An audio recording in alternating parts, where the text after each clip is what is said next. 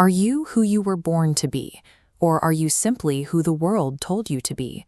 Imagine an eagle's egg that slips from its high perch and lands among the straw and dirt of a noisy chicken nest.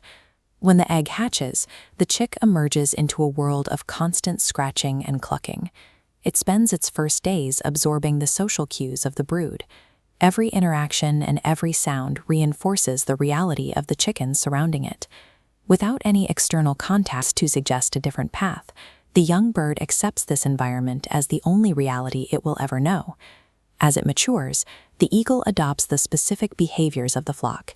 It keeps its head down, pecking at the dirt for worms and small insects.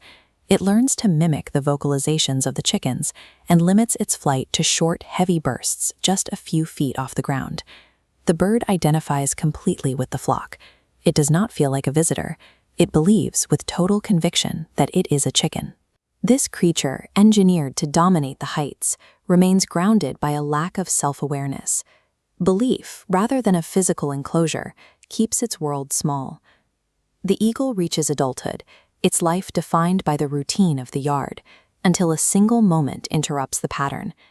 A wide shadow sweeps across the dirt, prompting the grounded bird to look toward the sky. High above, a bird glides with tilted wings, catching the wind currents to move in silence. It travels with steady grace, requiring no frantic flapping. Looking up, the grounded bird feels a sudden, unexplainable pull in its chest. It recognizes the silhouette, though it has no words to explain why. Driven by this feeling, the young bird asks the mother hen, "What kind of bird is that?" This is the moment where biological drive first challenges the rules the bird has lived by since it hatched. The mother hen looks up and identifies the bird as the king of birds, the master of the winds. Then she adds a warning. "You cannot fly like that. You are a chicken, and chickens have limits." The hen applies her own rigid ceiling to a creature whose capacity is much higher. Having internalized the limit, the eagle accepts this cap on its potential as a biological fact, never testing its wings despite its massive strength. It spends the rest of its years in the yard, eventually dying in the dirt without ever discovering the reach of its own wingspan.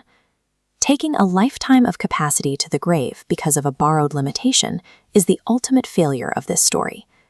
From the outside, the eagle's choice to remain in the dirt appears illogical. It had the tools to leave at any moment. Yet human behavior often follows this same pattern. We frequently scale our ambitions to match the people immediately around us, or the setbacks we encountered years ago. When we rely on the opinions of the crowd or our own previous failures to set our boundaries, we are acting on the advice of the hen. This shows the mismatch between capacity and perception. A fragile tool like others' expectations can never measure the volume of your actual potential. Capacity is realized through internal conviction. When you stop using inadequate tools, those artificial limits break apart.